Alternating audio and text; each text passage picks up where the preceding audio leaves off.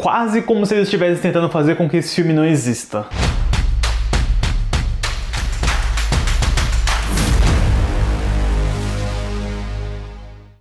Olá, fãs da Sétima Arte, meu nome é Lucas Nascimento e esse é o Lucas Filmes, e hoje eu tô aqui pra falar sobre Toque, Toque, Toque, Ecos do Além, filme de terror da Lionsgate dirigido pelo Simon Bowdy. Mas antes eu pedi pra você curtir esse vídeo, se inscrever no canal e ativar o sininho para não perder a notificação dos próximos vídeos.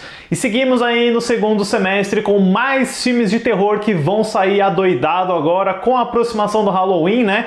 E esse Cobweb, o filme se chama Cobweb e eu fico bem espantado com esse título nacional extremamente chamativo que ele recebeu, né? E é um filme curioso, porque quando você começa a pesquisar sobre os bastidores e até sobre o lançamento dele, você encontra muita pouca coisa. Ele é, naturalmente, um projeto que nasceu do Roy Lee, da Vertigo Entertainment. Ele é um produtor de terror bem prolífero, ele tá trabalhando numa nova trilogia de Os Estranhos, por exemplo, e esse filme foi lançado pela Lionsgate. Ele tem produção do Seth Rogen e do Evan Goldberg. Eu fiquei até surpreso quando eu vi o nome deles envolvido na produção, mas aí quando você vê que o elenco tem o Anthony Starr do The Boys, você já começa a ligar os pontos. O filme também marca a estreia na direção do Samuel Budin, que fez a série Marianne na Netflix, que foi um sucesso na época, mas esse filme ele foi lançado quase que desovado nos cinemas, na verdade, porque eu fui atrás, inclusive alguém perguntou no último vídeo de bilheteria aqui sobre o valor de bilheteria dele nos Estados Unidos. Bom, a verdade é que a Lionsgate lançou esse filme em tão poucas salas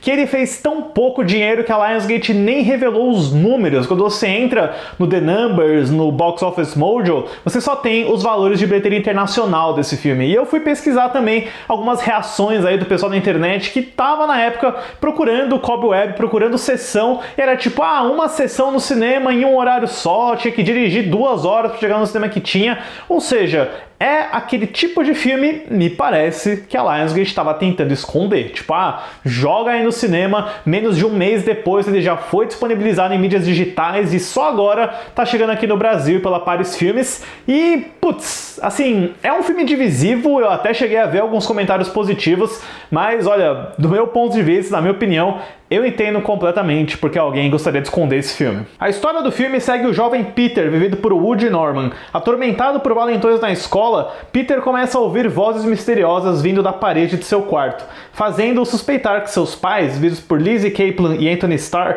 estejam escondendo algo sinistro. Eu sei que eu bati muito nessa tecla de como o filme parece que foi escondido pela Lionsgate, mas eu juro que esse é o fator que mais me interessou no filme inteiro. E aí quando você vê que ele tem menos de 1h30, ele tem tipo 1h20 de duração, você começa a perceber também que é um filme que parece que foi picotado, parece que teve muita interferência na pós-produção para simplesmente soltar ele, né? E eu até vi alguns comentários positivos, o que me deixou bem intrigado, porque, agora falando de uma forma pessoal, eu achei esse Toque, Toque, Toque muito fraco. Eu acho que é um dos piores filmes de terror que eu vi esse ano, e acho que o pior de tudo é que você consegue perceber que se trata de um filme de alguém que nunca fez um longa-metragem antes, né? Eu senti a mesma coisa vendo Patrick Wilson dirigir o Sobrenatural 5 alguns meses atrás. Você sente isso porque as cenas não tem nenhum feel, não tem nenhuma sensação, nenhuma emoção, e o pior é que parece que elas não se conectam, elas vão de uma variação para outra em questão de segundos. Você percebe que é um filme de 1h20 porque tem cena faltando, tem respiro,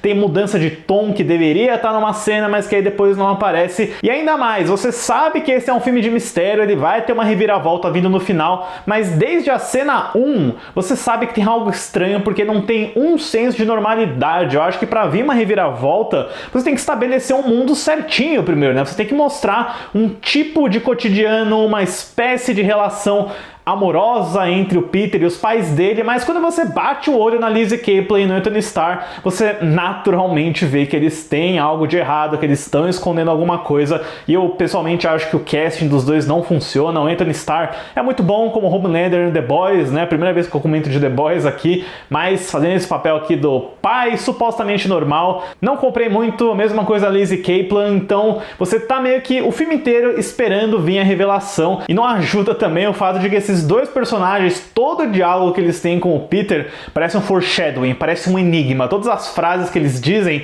estão antecipando a reviravolta que vai vir depois. O que pra mim representa uma falha bem grave no roteiro do Chris Thomas Devlin, que escreveu aquele último Massacre da Serra Elétrica pra Netflix, e também na forma como Bowden dirige todos esses atores, né? São intérpretes talentosos. O Woody Norman é o menininho do Common Common, aquele filme ótimo do Joaquin Phoenix de uns anos atrás, mas tá simplesmente mal aproveitado aqui. E é uma experiência difícil, é difícil porque não tem tato, não tem aquela sensação do suspense, do thriller, do mistério. E aí quando o Cobweb finalmente revela qual é a dele, ele te põe todas as cartas na mesa, é uma ideia interessante. É diferente do que eu imaginava e por isso que eu acho que o título nacional não faz muito sentido, né, com o que acontece na história.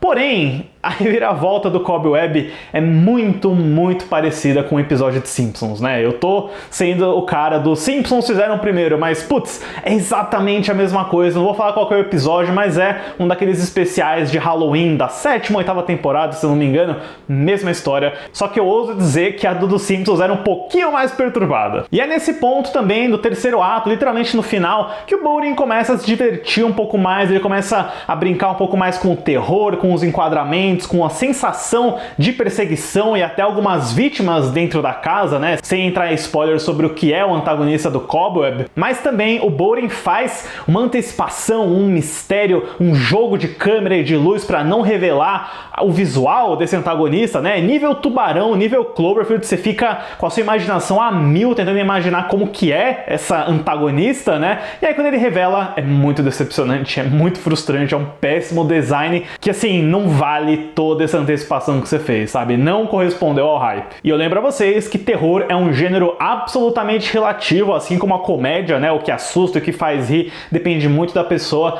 Mas nossa, gente, fazia tempo que eu não vi um filme de terror tão vazio, tão sem graça que nem esse toque. Eu acho que falta mistério, falta construção, falta tudo praticamente nesse filme, assim. Eu acho que se você não tem nenhum apego com os personagens, eles são tão artificiais, eles são tão vazios, eles estão sempre na mesa e você já tá meio que antecipando a twist há 1 hora de filme atrás, aí fica difícil, mesmo que o clímax seja um pouquinho divertido. Pra Toque, Ecos do Além, eu dou uma nota 2. Deixe nos comentários depois o que vocês acharam de Toque, se vocês chegaram a assistir. E pros fãs de Simpsons aí, vocês também não acham que lembra aquele episódio lá? Sério, pessoal, obrigado pela visita e até a próxima sessão.